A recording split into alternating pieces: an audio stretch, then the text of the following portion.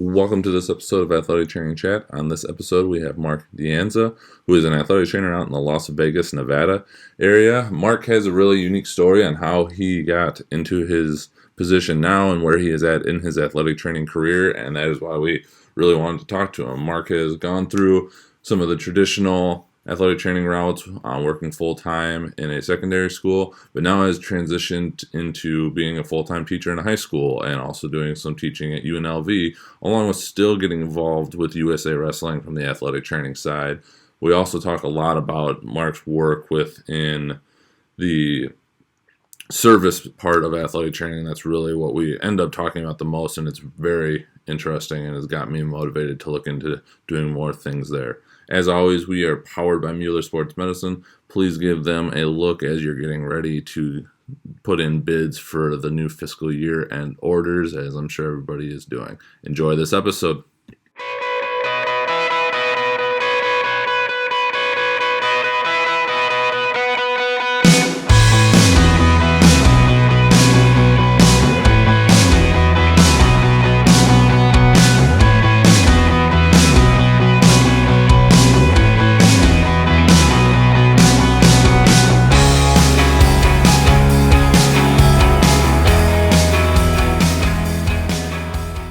Welcome to this episode of Athletic Training Chat. We are on with Mark Dianza, who's out in Vegas. We were just having a nice off-air discussion about the effects that it's had there and how some of us in his world, which we'll get into, and athletic training in general, have been fairly fortunate given the situations.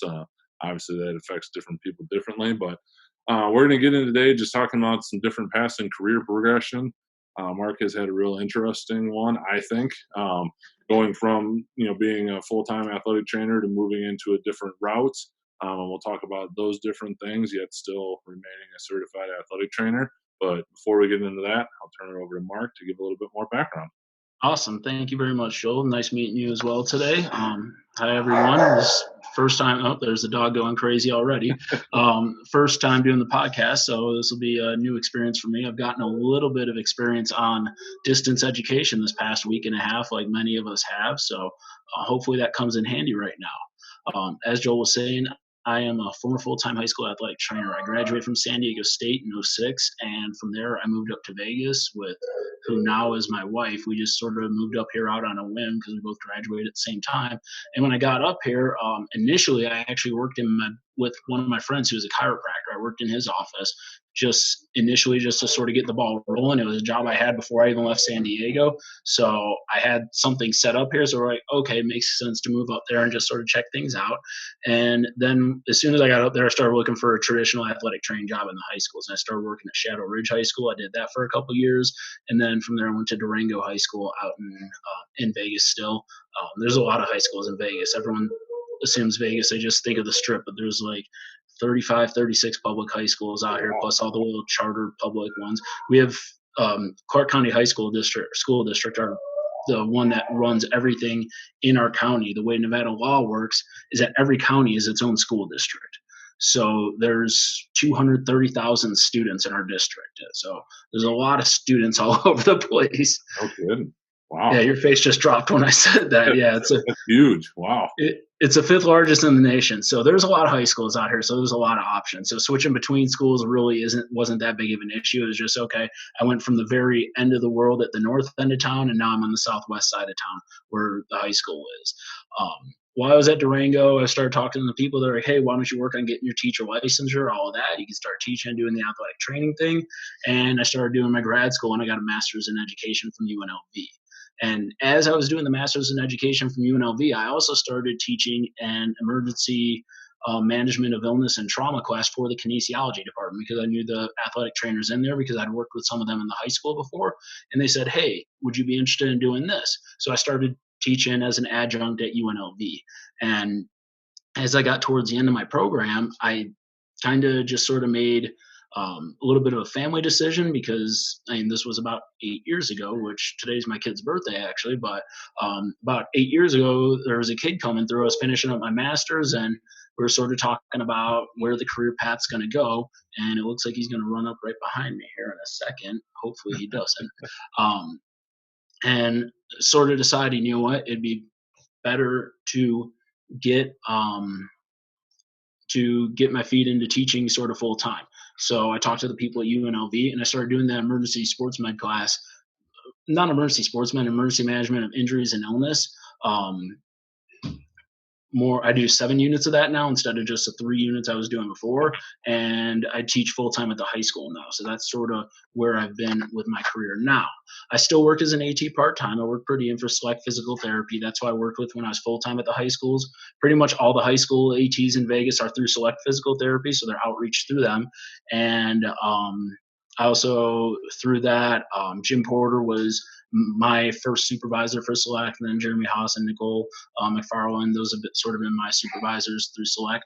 And Jim, in particular, he's the one that got me into the high school in the first place. He also got me into USA wrestling events and started working a lot of events with him. Las Vegas hosts a lot of open events. We do the Western Region Open.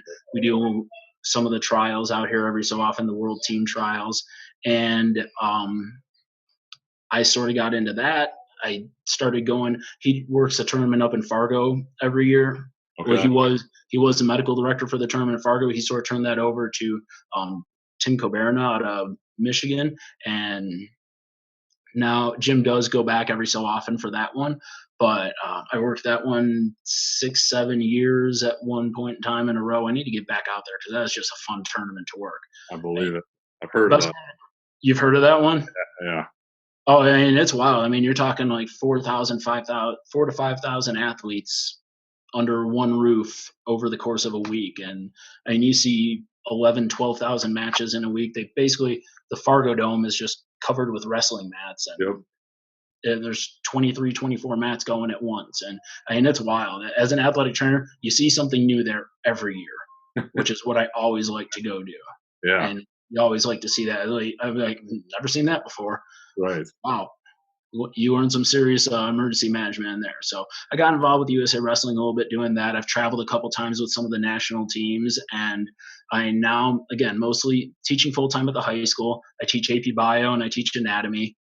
Yeah, I just sort of got into those class. AP Bio was kind of like, oh, you have a science background. You can go ahead and teach AP Bio for us because our AP Bio teacher's leaving. I said, thanks, guys. I'm gonna have to Right. read a book now because I don't know this. Anatomy was sort of my baby. That was when I was like, hey, I want to get anatomy in here. We need to get that going. And they about 3, 4 years ago, principal's like, hey, we're gonna bring it in. We want you to teach it. I was like, awesome, let's go. Let's roll with this. So Oh, what a I've been perfect transition.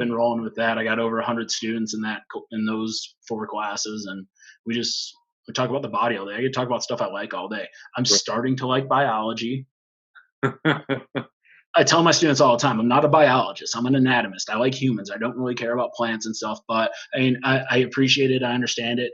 I actually wish I knew the stuff I've learned teaching AP Bio when I was in my undergrad classes and all of that, Sure. because, oh my God, I understand the cell and the cellular processes so much better now than I did when I was a college student. So that's sort of where I'm at now. And again, yeah, still doing the per diem work, working Vegas. We're home to a lot of random tournaments out here. So we see some interesting events. We see a lot of youth events and volleyball, soccer, softball. We get everything out here. So Oh, everyone likes to come to Vegas. So it's fun. yeah, absolutely. Um, I mean, you're teaching at UNLV and being involved with wrestling. I feel like that kind of goes hand in hand, especially when it comes to some of the emergency stuff that you were talking about. Uh, Yeah, absolutely. My class at UNLV, it's emergency management of trauma and illness. So, I mean, I just talk about planning for the worst. I mean, the first half of the class, we sort of talk about like all the legal stuff, um, creating EAP, how legal stuff works, doing initial assessments, trying to figure out if someone's going to die in the next 2 minutes that you deal with them or not, and making decisions based on that. And then the second half of the class, we kind of go like body segment by body segment and talk about what are all our red flags. And I tell my students all the time, and this is all kin majors have to take this class. So, and I teach along with a few other people. We teach it together. We all have our own sections, but I always tell them like, you got to know what normal is and look for abnormal. I mean, that's the same thing I was preaching to my athletic training students when I had students from UNLV coming into my room is figure out what normal looks like. I'm like because I was a preceptor for UNLV when I was doing the full time stuff at the high school. Yep. as I have my kids, I'm like, you're practicing these tests. Good. Every healthy person in here, check it on them. And initially, the kids are like, well, why would I check it on a healthy person? I'm like, if you don't know what normal is, how are you going to know what abnormal is? Right. Like that's you just got to drill that and drill what normal feels like, and that's realistically what I teach with the UNLV kids. And when you're working wrestling, it's like, yeah, you get a minute and a half to make a quick decision. So I mean, it all kind of goes hand in hand. And I feel like even though I'm not practicing full time, I'm still practicing full time by teaching that emergency stuff to other people that may not be athletic trainers, but hopefully will be prepared to save me if I'm ever in their clinic and go down on You kind of alluded to earlier about 8 years ago, and we saw him come through and them. Yeah, wave. Nice guest appearance. Changes in life, and yeah, whatnot, and how that affected, you know, that's got to be a hard decision. I it know is. that a lot of those decisions are going to be coming for me in the near future. So really asking selfishly, but also just in general, like, what kind of went into all those decisions? I can imagine it was hard leaving, something you probably enjoyed in the high school Oh, set. I'll be Yeah. honest. I miss doing the full time AT every day. And I miss it. I mean, I love teaching. Like the reason I got into teaching was working with the students from UNLV as a preceptor, and I was like, oh, you see the light bulb go off in their head, and you're like, that's kind of cool. right, It's kind of cool when someone understands something finally and they see it working and they can be like, okay, now I can apply the skill that I've learned and I can actually use it rather than it just being a random piece of a recipe inside my head. So I was like, oh, you know what? I kind of like this thing. So then I got my feet wet a little bit more teaching at UNLV and then the full time high school. But I mean, going into it, yeah, when started having the family, and it became a what's going to be best for the family kind of thing. And I mean, unfortunately, with the situation we had here, it was just more feasible for me to get a more traditional job, so to speak. Not a traditional job. I mean, right, like I said, something that's a little bit not more stable because athletic training is stable out here. I mean, we're always being used, but it just kind of came down to economics and everything, which okay. is unfortunate. But and that is something that plays a factor when you start having a kid. You're like, are we going to have one kid or are we going to have more kids? I don't know. We ended up stopping at one. We're good with one because kids are expensive. We're finding we have found out, especially when the kid likes to play hockey for some reason. We had a Oh, hockey player yeah, out, so yeah, yeah. I mean, it finances does come into it and just sort of the lifestyle. And like I said, I can still keep my hands dirty in athletic training, can still do the per diem stuff. There's plenty of events around here to keep me dirty. I miss the everyday aspect, though. I definitely do miss that. So when you start making that decision, it is something that you need to figure out. Okay, and obviously you're doing this chat. You obviously love the job, I'm assuming, and you love the lifestyle. So you got to make sure you can just make it work. And I mean that my biggest piece of advice to anyone, just sort of lay everything out there on the table and say what's going to be the best for me and my family, because I mean that's what it comes down to and what's going to make me happiest. well, you kind of already answered this, but just to elaborate on it a bit more, what would you say to anyone that is thinking about moving out, which you haven't moved out of the profession necessarily? Right. Um, we have seen that, I think, and I know there's some things going out there. I've seen it popping around on the Digest Mhm. about athletic training attrition and losing people to other professions, whether that's work-life balance and whatever that means to people.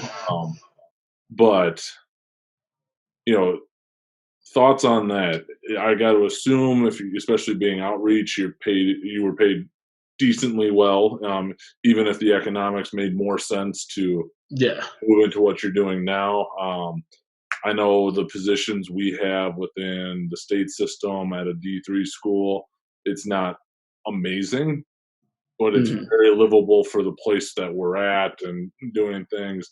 Um, so I don't know. I guess ultimately, long and drawn out.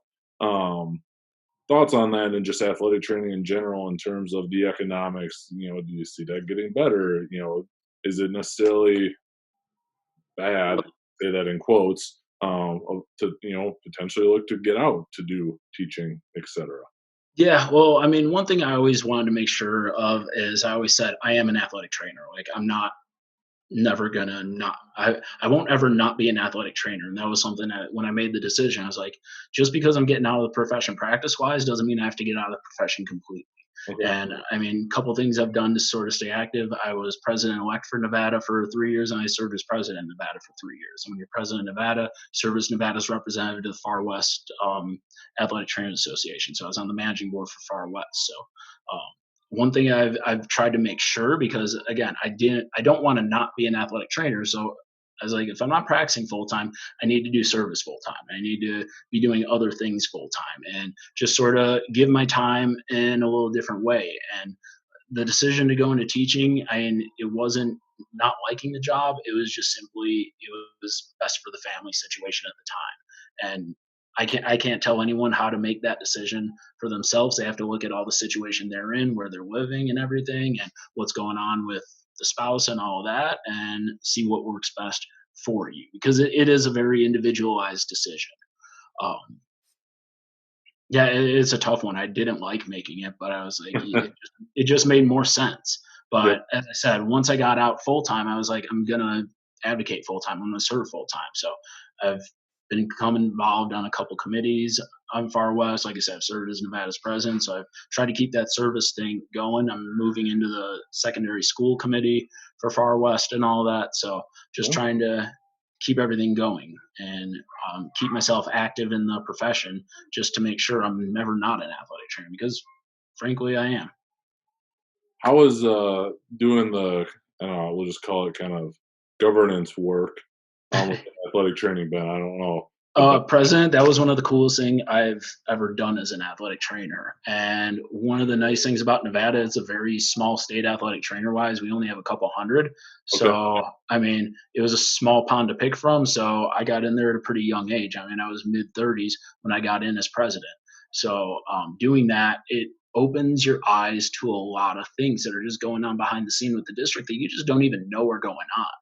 I mean, just thinking about a state budget, thinking about state activities, trying to get people involved, being upset that people aren't more involved, being upset that people are looking Yeah. at it as a job as opposed to a career. And it's like, come on, guys, like this is something that you put time and effort into school. This is something that you're doing every day. Like you got to start walking the walk and walk the walk, talk the talk, do everything that you're talking about.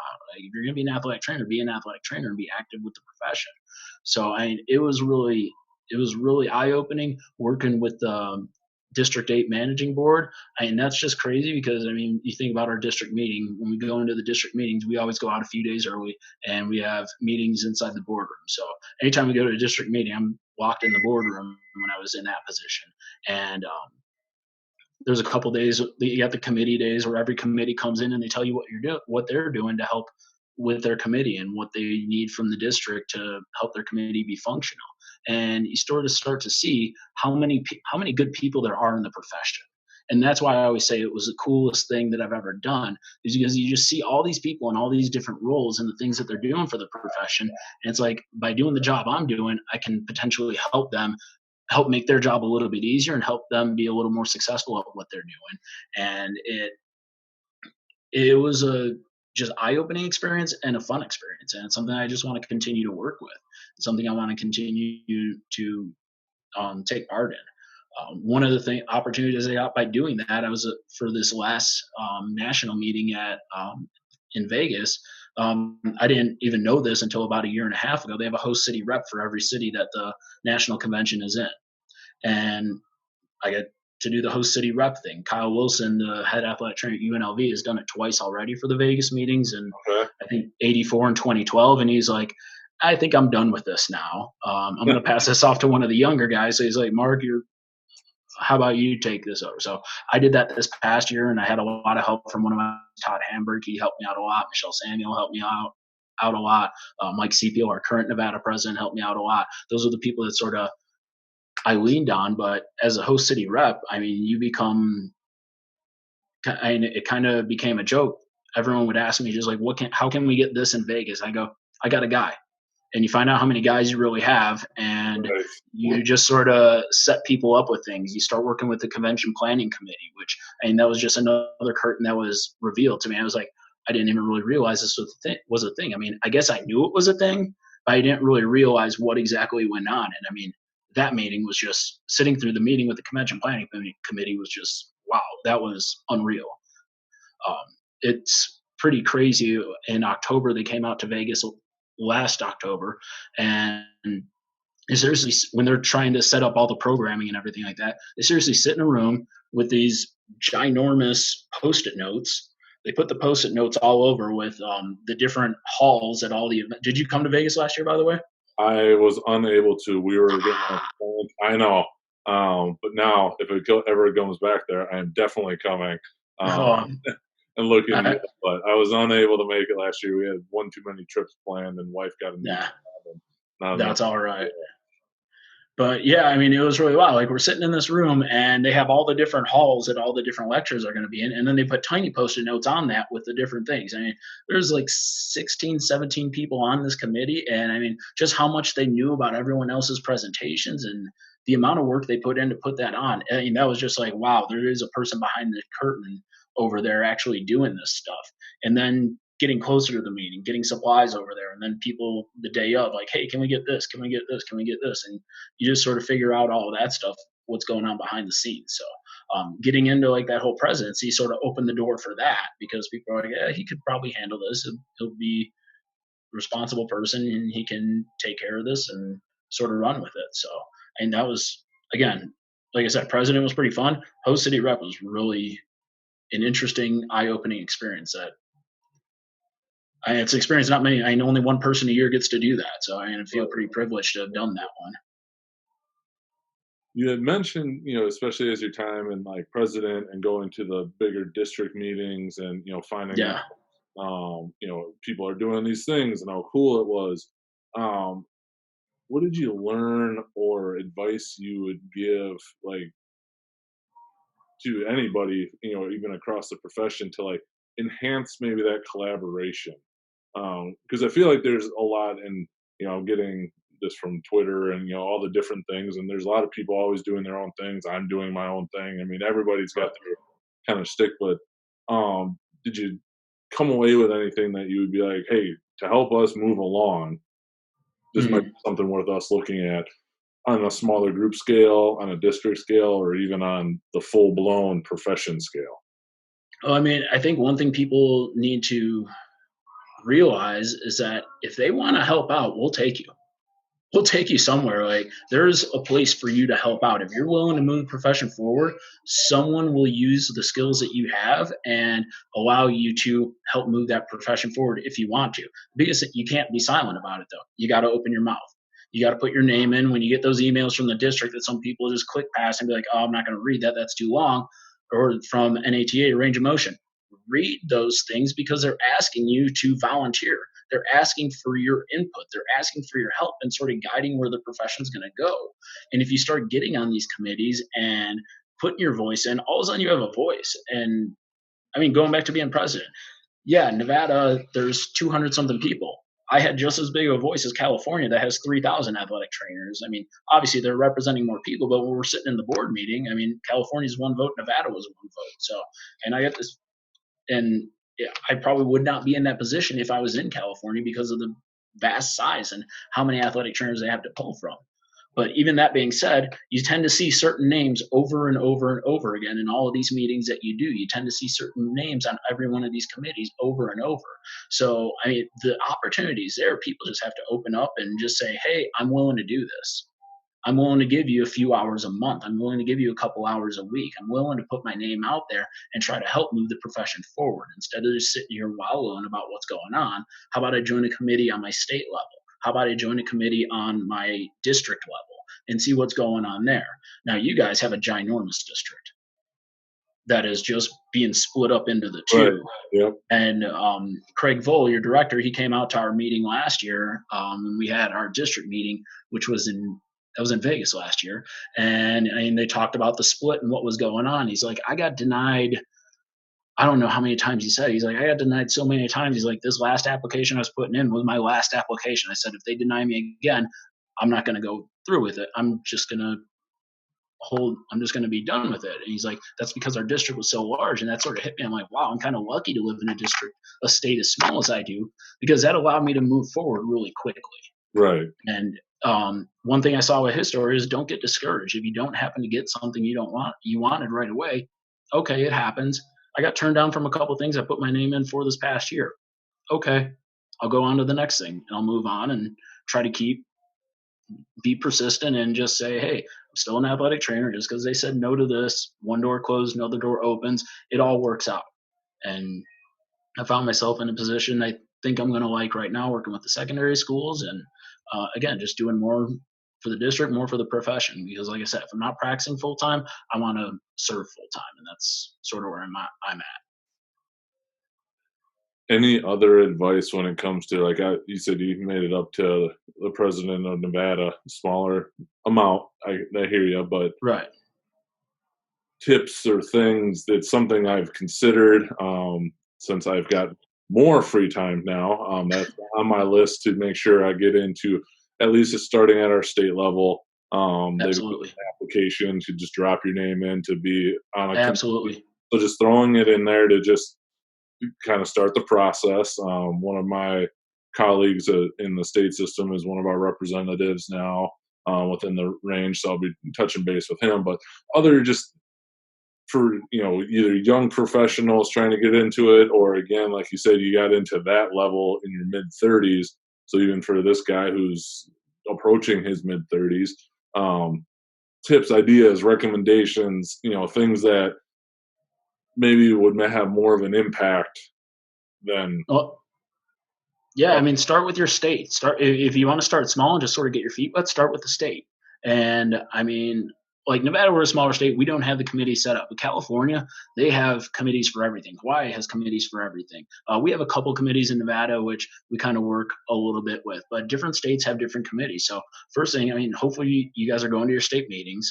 Hopefully you're looking at your state website, finding out what committees are there. Hopefully you know who's on the board already for your state, and you can contact them and say, hey, if you need anything, I'm here to help. Right. If you have a committee that has an opening, throw me in there. I'll do it, whatever. If you're a young professional, hey, do you have a young professionals committee in our state? Because there's a committee for the young professionals. So, I Right. mean, that's, I'm too old for that. I'm out. I can't even get into that one. So, Right. I mean, those spots are always turning over, and that's a great place to get involved. Even for students, get on the student leadership committee. I mean, that is, there's just so many ways you can just sort of start, but it all starts with you picking up a phone or you shooting an email off and just sort of putting your name out there. If someone doesn't respond to you, send it back again. Because I'll be honest, I have a few people that email me, and they had to email me a couple times where I'm like, oh shoot, that's right, because everyone gets busy. Right. And if you're emailing someone in the middle of August, it's going to be a little bit of a delay to get a response a lot of times, depending on the setting. I mean, Right. out here we have people that are in the performing arts setting where they're just busy all year round. It doesn't matter what day or what year, what Yep. day or what month it is. They're always busy. So I mean, if we have them on our board, which we have had in the past, they're busy all the time. So I mean, you got to know like different schedules and everything. Like, hey, just sort of be polite, be persistent. I mean, those are the two biggest things, and just find a place. And once you get going and you start doing something, you start accomplishing some things, and you just sort of start to see the fruits of your labor. And you're like, this is kind of fun. I Right. kind of like doing this. And you kind of like doing it a little bit more. And you kind of like hearing the stories, and you kind of like meeting the people and doing the events and everything. It just becomes fun at that point in time. You're like, you know what? I'm helping out AT and I'm having a good time doing it. So this is where it's at. This is sort of what my role is at this point in time. I like it. Yeah, I think people would be surprised that, at least for me, I don't get offended if you follow up on an email in a Mhm. week or two. I actually prefer it because sometimes they get buried and I Mhm. leave it marked unread, so I go back to look at it. But sometimes that scrolling gets a little too far, and so I actually appreciate the follow up. Daily is a little much, but if you hit me up a Yeah. week later and just say, hey, Just following up. Hopefully you remember. Yeah, yeah, absolutely. most people are more open to that than they would other people might think. Right. Absolutely. Absolutely. No, and it's just you got to be persistent. And not you just got to put your face out there and put your name out there and sort of let people do stuff and force people to get you involved because they will. Yeah, There is something for you to do in your state. I guarantee you. There is something for everyone to do in their state. I guarantee that. right. And yeah, it's there. It's fun, and once you start getting going with it, you kind of don't want to stop. It gets addicting. I'll have to get that application in now. More and more. Good. Glad I'm motivating some Yeah, folks. absolutely. Anything else kind of around these couple areas we've covered that we didn't get to? Shoot. Let me see. I don't even know. We've been talking about service. We've been talking about Yeah. wrestling a little bit. I guess that's really the only question I think I haven't asked you that I kind of listed is, and I think you kind of answered it, but I'll let you try and make it a little bit more concise. Um, Okay. is what has been like any guiding principles that you've kind of maintained through your changes in positions, and doing all the different things that you've done? I mean, you've said a couple times, and I really like it, and I think it's a great thing for a lot of people. Is if you can't be actively doing it, you're going to be practicing. You're going to be serving, and I think that's awesome. But any other things that you would kind of say, that keep you connected or engaged in what you're doing with um, athletic training?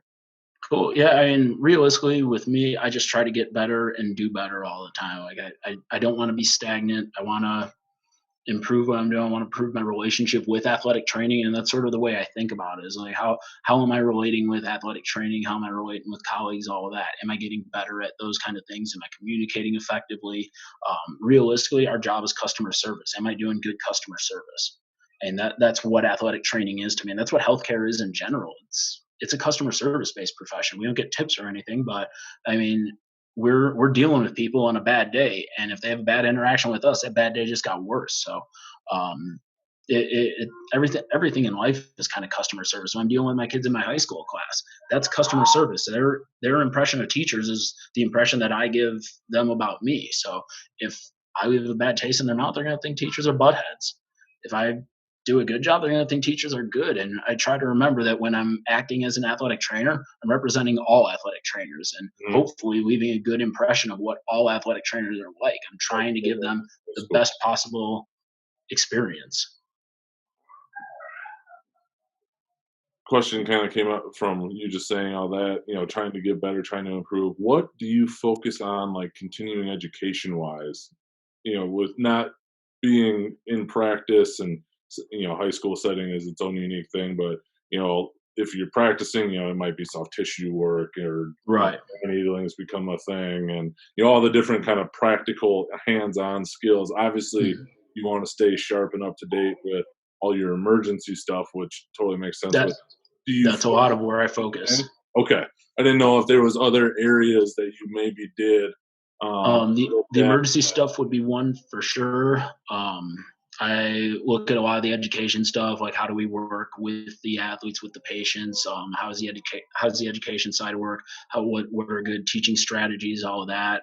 But yeah, emergency preparedness, concussion eval. Because I mean, people are still asking me questions all the time. I mean, everyone on my campus knows I'm an athletic trainer, so a lot of times they'll send students to me during the day. I'm like, all right, I'm gonna look at you really quick, but you need to go to our school athletic trainer after school because I mean that's their job, not mine. I can sort of guide you a little bit, but I mean I don't want to step on his toes because I mean, that's just not good practice. Right, I'm a absolutely. teacher when I'm here during the day, so that delineation goes. That's something I think about, but a lot of the educational stuff and the emergency stuff is sort of where I focus because that's more the field that I'm in right Makes sense. Absolutely. Well, with that, ready to move into those athletic training chat 5 now. questions Awesome, yeah, at the end. Uh, absolutely. Let's get it. where do you see the profession of athletic training going in the next 5 to 10 years? Well, what I'd like to see is that we are considered cake and not icing when it comes to sports. We shouldn't just be the frosting stuff on the top. We need to be part of the meat. We need to be part of the main course, so to speak. I hear people say it all the time. I don't know who said it first, but if you don't have enough money to pay for an athletic trainer, you don't have enough money to pay for sports. If you don't have enough money to pay for the healthcare, you don't have enough money to pay for the sports. And that's kind of the message I try to give when I'm talking to people. I'm talking about emergency preparedness in my class. I'm like, if you guys have a clinic and you don't have an AED, no, that's not acceptable. If you're coming out of my class, like that, there's just certain things that you have to have in Right. line in order to have a successful program and everything. And I'm hoping that as things like this, where we're seeing the diversification of athletic training like crazy right now, my Twitter feed's been amazing, just seeing the different things people are doing Mhm. at using their skills. So I'm loving that we're becoming more essential healthcare providers, and that people are saying, oh, they can do that too. That's gonna make us more valuable, I'm hoping. So, I mean, while this outbreak has been terrible for society, hopefully this will be kind of a tipping point for people seeing like, hey, athletic trainers are really valuable in more ways than just taping an ankle. Which, yeah, well, that's another episode when we talk about just taping ankles. But I mean, yeah, hopefully people start looking at us as kind of the main course and not just like, oh, you're dessert at the end or you're icing on the cake. Like we need to be the cake, and that sort of needs to be our message. You can't do this without us. And I hope that gets across in the next 5, 10 years. That's my goal. That would be an ideal for me. I like the analogy. That's a good one. It really is. Thank you. Had never thought about it like that, but I could see that, and I'm honestly probably going to use that in some discussions that I have coming up about Sounds good. be great. Uh, Be the cake.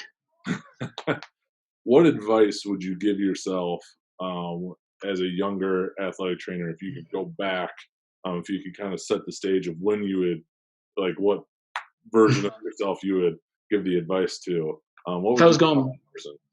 If I was going back to like when I first started, I'd probably just say know your role and work your role as best you can, and just understand that and understand where you fit in the continuum of sports. Because I mean, athletic trainers are in a weird spot between we're not players, we're not coaches, we're in the middle. I don't know where we are in the middle, but we're somewhere in the middle of that. And just understanding that and just pay attention to that. And just, I wish I would have thought of it.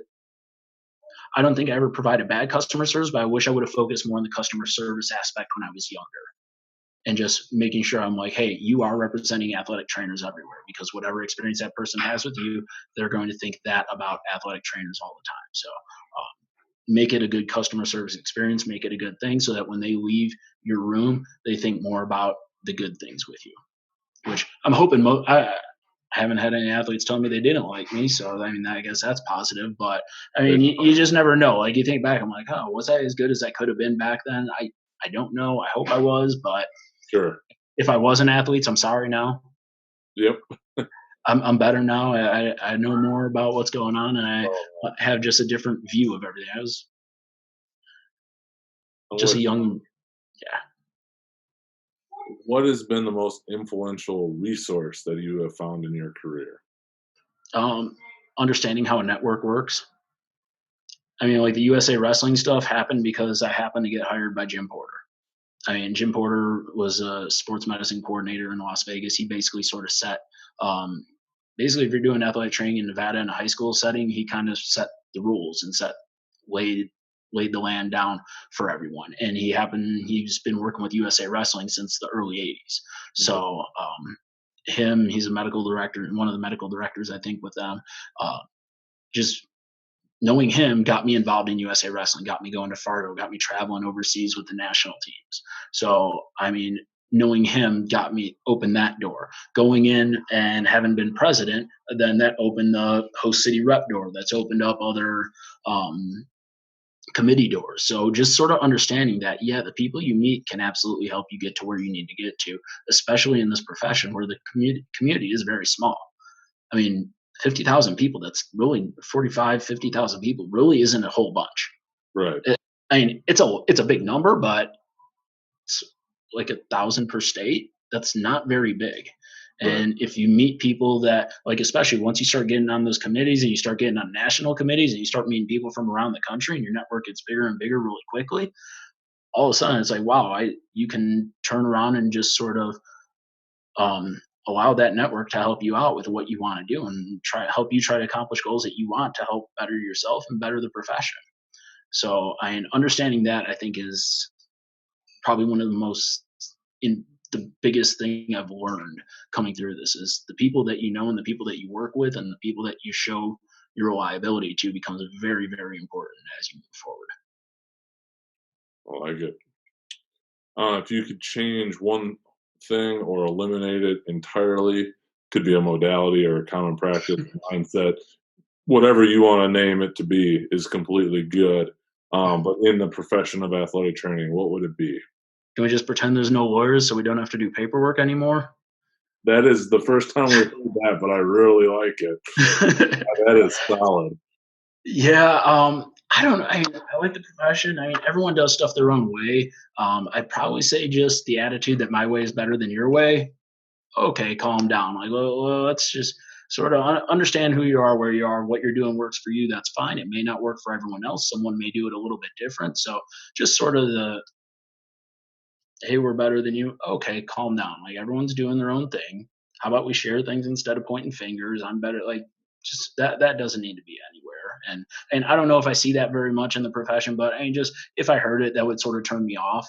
Yep, And I've seen it in a couple places that, and I'm just like, yeah, okay, do your thing. yep. That's a good one. I like that too. But Um, yeah, paperwork. Let's keep the paperwork out of here. Let's Absolutely. get rid of that. God, it'd be so much more fun of a job. Oh, totally agree. Uh, Last one is, what does being an athletic trainer mean to you? Well, first thing, I mean, I sort of said this a few times. We're customer servicing, and I mean, you're there for others. So our job is to be there for other people when they need us. We have to be dependable. We have to be reliable, and that to me goes at the core of what an athletic trainer is. A person that is doing stuff not for themselves. I mean, yeah, go into practice because the coach wants to do practice at 6:30. That's not your choice. You're not on the team. You're not running. You're not getting better. You're doing that for those kids that are out there, or you're going into your performing arts thing, going to your performer's surgery because you want to be there for that patient. You're doing a lot of stuff that's very selfless, which to me, that's sort of where athletic training starts.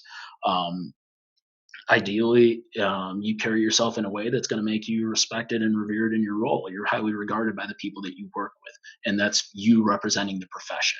So that if people are respecting your opinions, people are respecting the things you're doing and going above and beyond for your patients, then hopefully that's kind of their attitude of what athletic trainers are, that these people are here for me.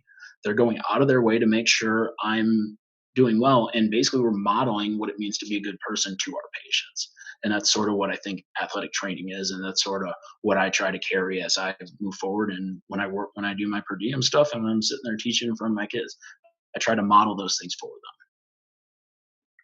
Well said. Thank you. Just kind of in closing, then, if anybody wanted to get in touch with you or reach out, what would be the best way? We'll already link up your Twitter, but anything else? Yeah, perfect. I mean, Twitter's at Mark DATC, Mark with a K. No, I don't do the C Mark stuff, but MARKDATC. If you want to email me, mark.j.danza@gmail.com. That goes right to me. But yeah, pretty active on Twitter. I try to be active. I read a lot more than I post, but I'm on there pretty much every day. So if you got a hold of me on that, I would definitely see it pretty quick. If you email me, that goes to my phone. So I see that pretty quickly. Or just come to Vegas and you'll find me. There you I'm go. always out and about here. Uh, It's never a bad time to come to Vegas, except when the casinos are closed. yes, That is a bad time to come now here. would not be a good time to go. No, now would not be a good time. Absolutely. All right. Well, unless there's anything else, really enjoyed this conversation. Appreciate you taking the time. Awesome. I appreciate you guys having me on. Appreciate you letting me tell my story. Anytime you want me to come back and talk about anything, I'm open and willing. So Awesome. Well, we'll definitely take advantage of that. sounds good.